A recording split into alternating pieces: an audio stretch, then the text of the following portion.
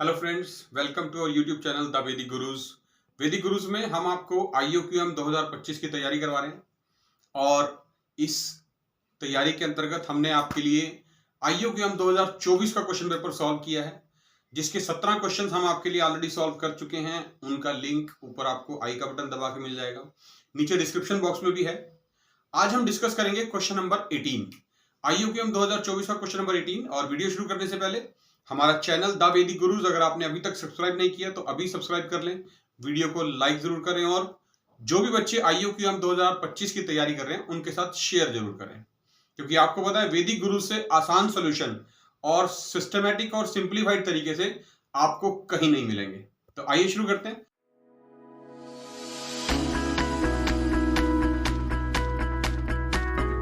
Statement में क्या लिखा है?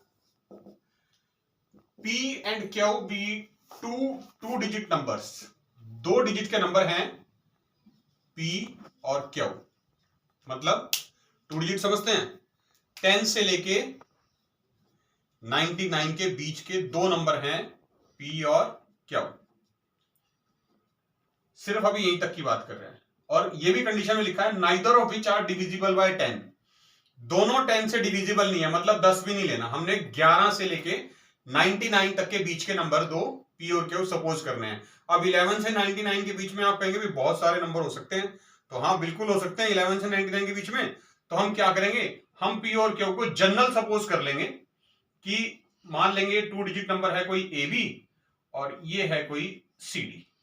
ठीक है, A और B दो डिजिट हो गए, यहां C और D दो डिजिट हो गए।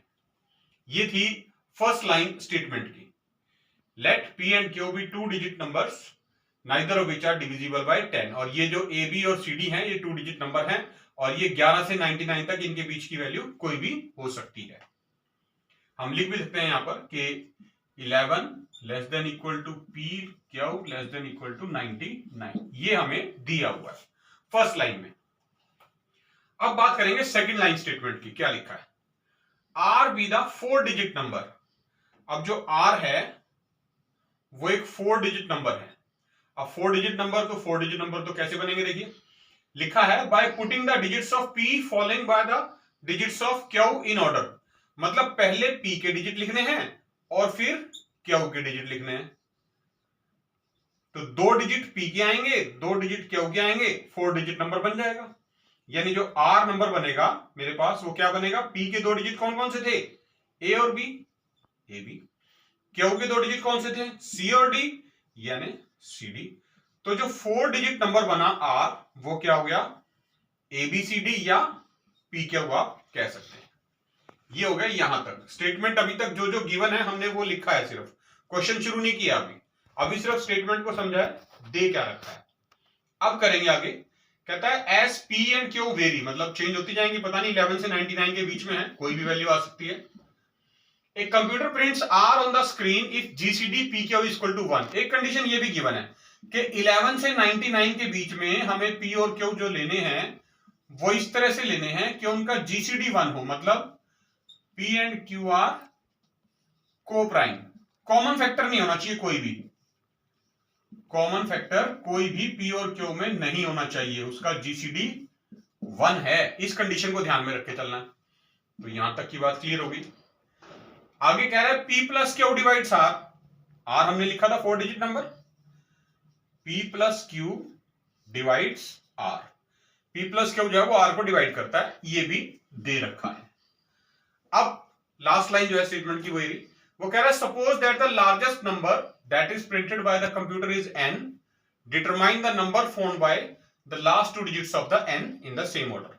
यानी अगर कोई नंबर कंप्यूटर में प्रिंट किया, मान लो R ही प्रिंट कर दिया जो P और Q से मिलकर बना था, तो जो फोर डिजिट नंबर बनेगा हमें वो नंबर पहली बात लार्जेस्ट लेना है P और Q की वैल्यू के अकॉर्डिंग, और उस लार्जेस्ट नंबर के जो चार डिजिट नंबर आएगा लास्ट के दो डिजिट बताने हैं, वो हमारा आंसर होगा।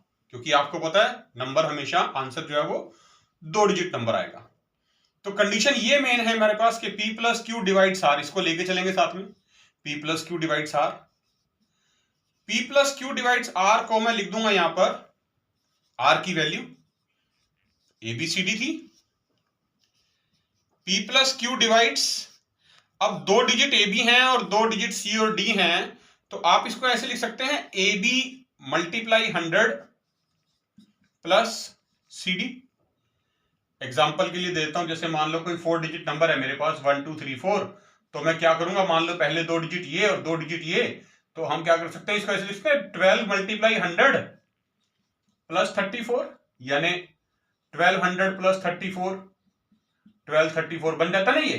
तो हमने इसी 4 डिजिट नंबर को इस फॉर्म में स्प्लिट करके लिखा है, तो ये बन गया है P plus Q divides, A B की जगह ए बी की वैल्यू क्या थी P, सी डी की जगह सी डी की वैल्यू क्या थी क्यू, तो ये बन गया 100P प्लस क्यू, यानी P plus Q divide 100P plus Q. अब जो 100P है इसको भी हम 2 टुकड़ों में तोड़ सकते हैं, कैसे, मैं इसको ऐसे लिख सकता हूं P plus Q divides 99P plus P, 99 plus P 100P हो गया, और प्लस ये वाला क्यू बाद में लिखा हुआ है एज इट इज, तो मैंने इसको ब्रेक कर लिया 100P प्लस क्यू को 99P plus P plus Q की फॉर्म में। अब P प्लस क्यू से डिविजिबल है, तो हम लिख देंगे अब P plus Q divides 99P, यानी अब सिर्फ इसको डिवाइड करना बाकी रह गया, P plus Q divides 99P। अब P प्लस क्यू 99P को डिवाइड कब करेगा, अब हमें इस कंडीशन को यूज करना है जो दे रखी थी हमें कि P और Q का जो जीसीडी है वो 1 है, तो P और Q को प्राइम है, तो को प्राइम नंबर की प्रॉपर्टी है अगर 2 नंबर का जीसीडी 1 है तो उनका जो सम होगा P प्लस Q और P वो भी को प्राइम होगा, यानी P प्लस Q और P का जो जीसीडी है वो भी 1 होना चाहिए। तो इसका मतलब क्या हुआ, P प्लस Q डिवाइड्स 99, क्योंकि P हटा देंगे यहां से, P को तो डिवाइड करेगा नहीं वो, क्योंकि ये दोनों तो को प्राइम है, कॉमन फैक्टर 1 आ गया। अब मुझे पता है P और Q 2 नंबर हैं, उन दोनों का सम 99 को डिवाइड करेगा, वो डिवाइड कब करेगा, जब उन दोनों का सम 99 के इक्वल होगा या 99 का कोई मल्टीपल होगा। तो हम मान लेते हैं P और Q का जो सम है P प्लस Q, ये कम से कम 99 तो होना ही चाहिए। अब ये 99 कब होगा, कम से कम क्यों लिया हमने, क्योंकि स्टेटमेंट में मेंशन है कि P और Q की जो वैल्यू है वो 11 से लेकर 99 के बीच आएगी, तो P और Q का जो सम है वो 99 है। अब दोनों 2 डिजिट नंबर है, तो 2 डिजिट नंबर आपको पता 10 से शुरू हो जाते हैं, तो P प्लस Q जो है, अगर P को मैं 10 मान लूं तो Q क्या आएगा 10 और 89, तभी दोनों का सम 99 बनेगा, 10 प्लस 89 99। तो ये एक पॉसिबिलिटी हो सकती है मेरे पास, 10 और 89 हम ले सकते हैं P और Q की वैल्यू, बट कंडीशन गिवन है, क्या गिवन है, दोनों में से कोई भी नंबर 10 से डिविजिबल नहीं होना चाहिए, तो ये तो 10 से डिविजिबल आ गया नहीं यहां पर, तो पहला केस रिजेक्टेड हो गया, भाई ये दोनों नंबर आप नहीं ले सकते। क्यों नहीं ले सकते, क्योंकि दोनों नंबर 10 से डिवाइड नहीं होने चाहिए, ये तो 10 आ गया। अगली पॉसिबिलिटी क्या बनेगी, मैं यहां से एक बढ़ा देता हूं 11 कर देता हूं, यहां से एक कम कर देता हूं 88, ये एक पॉसिबिलिटी हो सकती है, इन दोनों का सम भी 99 है। अब क्या ये वैल्यू पॉसिबल है P और Q की, नहीं, ये भी पॉसिबल नहीं है। क्यों पॉसिबल नहीं है, क्योंकि साफ साफ लिखा है P और Q को प्राइम है, कुछ भी कॉमन नहीं होना चाहिए, इनमें तो 11 कॉमन है, तो ये भी कट गया। अब क्या करता हूं, फिर यहां पर एक बढ़ा देता हूं, यहां से एक कम कर देता हूं, लो जी, फिर 99 बन गया, 12 प्लस 87 99।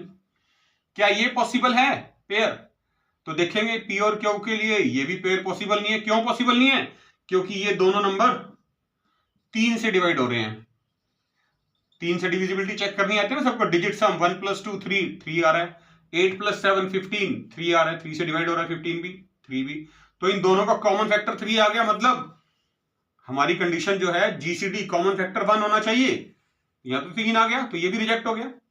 नेक्स्ट पॉसिबिलिटी 12 के बाद इसमें से एक प्लस कर दो 13 और इसमें से एक कम कर दो 86, तो ये एक पेयर पॉसिबल है 13 और 86, इन दोनों का सम भी 99 है।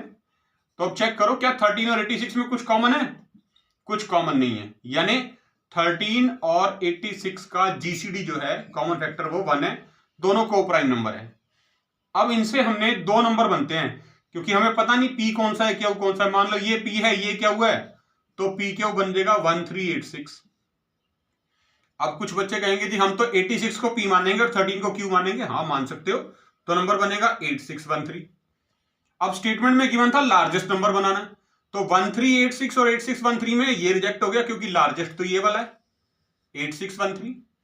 8613 अगर लार्जेस्ट नंबर है तो इस लार्जेस्ट नंबर के जो आंसर था वो लास्ट के 2 डिजिट बताने थे। तो लास्ट के 2 डिजिट कौन से हैं? 13, 13। तो इस क्वेश्चन का आंसर आ गया 13। तो ये वीडियो देख के क्वेश्चन को समझ के आपको पता चल गया होगा कि ये जो क्वेश्चन था ये बेस्ड था नंबर थ्योरी के ऊपर। तो जो नंबर थ्योरी के क्वेश्चंस हैं वो देखो हम कितनी आसानी के साथ एक सिंपल डिविजिबिलिटी का कॉन्सेप्ट यूज करके, प्राइम और को प्राइम नंबर का कॉन्सेप्ट यूज करके कितनी आसानी के साथ एक मुश्किल से दिखने वाले क्वेश्चन को भी हम सॉल्व कर सकते हैं। तो ऐसे ही मजेदार और आसान सॉल्यूशंस के लिए IUQM 2024 के क्वेश्चन पेपर के नेक्स्ट क्वेश्चंस के लिए आप हमारे साथ जुड़े रहिए। वैदिक गुरुज को अभी सब्सक्राइब करिए। बहुत जल्द हम फिर मिलेंगे क्वेश्चन नंबर 19 के साथ। तब तक के लिए थैंक यू।